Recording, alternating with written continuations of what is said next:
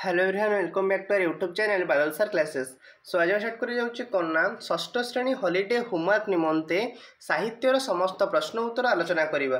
ता पूर्व चैनल जो मैंने भी नुआ अच्छा प्लीज चैनल को सब्सक्राइब कर रखु एवं पाखे बेल आइकन देवे ऑल नोटिफिकेशन ने प्रेस कर दिंतु।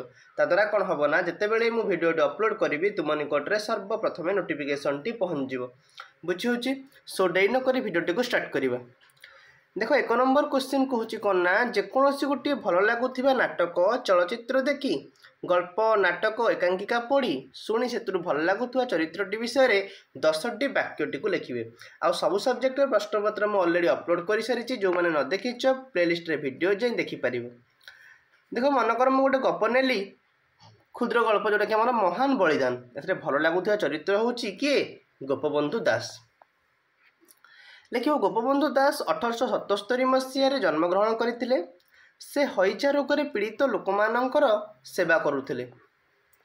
पुरी सेवा समितिर साक्षी माने मिसी परिवेश परिच्छन्न और शव संस्कार इत्यादि काम करुले। 1918 रु 1920 मध्य ओडिशा रे होइतिबा दुर्भिक्ष और अनावृष्टि तांको मर्माहत करथिला।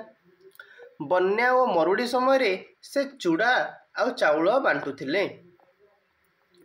से वन विद्यालय नाम एक आदर्श विद्यालय स्थापन करते। असहयोग आंदोलन में जोगदे 2 वर्ष जेल मध्य जाइथिले। दैनिक खबर कागज समाज प्रतिष्ठा करथिला। 1928 जून 17 से प्राणत्याग मध्य करथिले। बुझी होची। नेक्स्ट क्वेश्चन आलोचना करिबा 2 नंबर निज गाँ किंबा सहर विषय लिखिबे। 120 रु 150 शब्द मध्य निज गाँ किंबा निज सहर विषय लिखिए।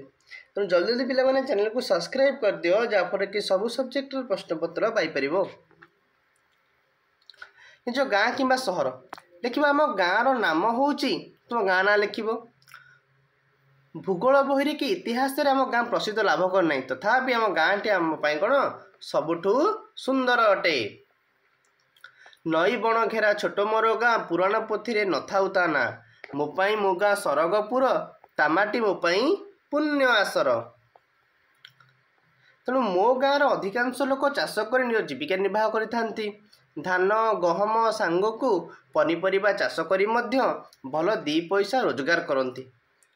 किछि लोक गाई छेली कुकुड़ा आदि पालन करी निज गुजराण मध्य मेंटाई थांती।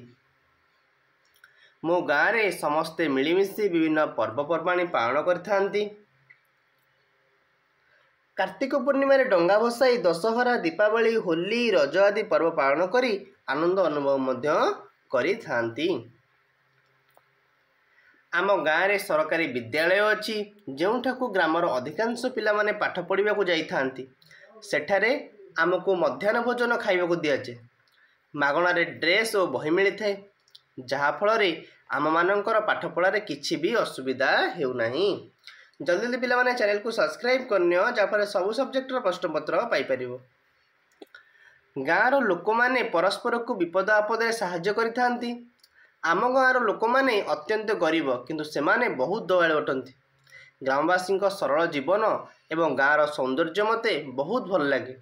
मु मो गाँ को केबे भी भूली पारिबी नाही।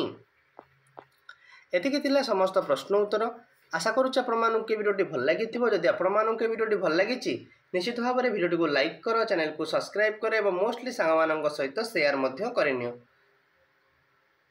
Thank you so much.